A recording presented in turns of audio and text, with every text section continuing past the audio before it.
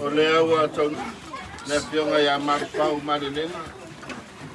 I rona o reo tisanga tu mau, e ale nei tunga mau. Tātou te taro le tuene ia whapaiaina le nei tunga mau, o le alango mau o ia. Ia whapaiaina, ia whātatari ai mo toi tu ai o ino. Tātou te taro. Lari ia Iesu Keriso ro ta oto tunga mau ia se toru. Na e whapaiaina ai tunga mau i rātou uma e whātua tua i lau. Aro rātou ia te o e toi